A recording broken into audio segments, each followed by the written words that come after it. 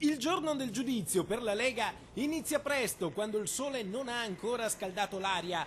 Brividi, e non solo di freddo. C'è il Consiglio nazionale, il primo senza Flavio Tosi, il primo dell'era post-atomica. Nella sede di Noventa Padovana il commissario Giampaolo Dozzo entra ed esce invisibile come un'ombra.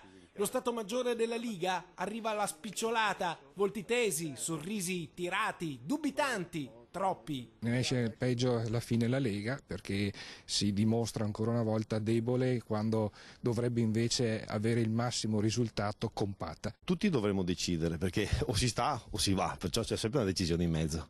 E intanto vengo qua a vedere Dozzo cosa fa e dopodiché si vedrà.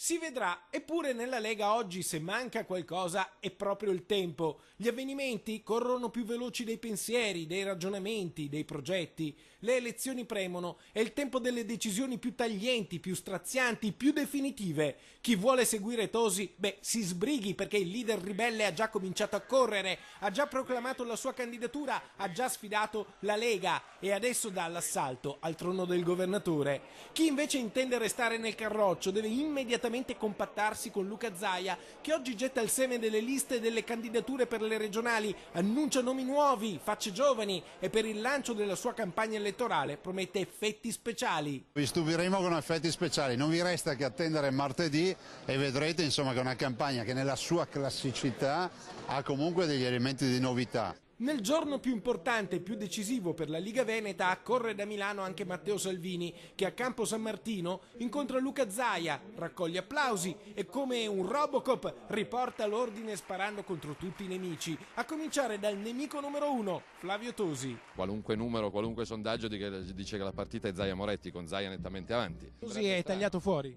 Evidentemente sì. Senta, ma non è preoccupato anche dalla fuoriuscita di alcuni parlamentari della Lega Nord? Ho la faccia preoccupata? Matteo Salvini avrà la faccia rilassata, ma il carroccio somiglia a un porto di mare, tra chi entra e chi esce. Gli epurati dell'era Tosi potrebbero essere reintegrati, mentre a Belluno viene commissariato il segretario provinciale Leonardo Colle, causa ai sintomi dell'influenza tosiana.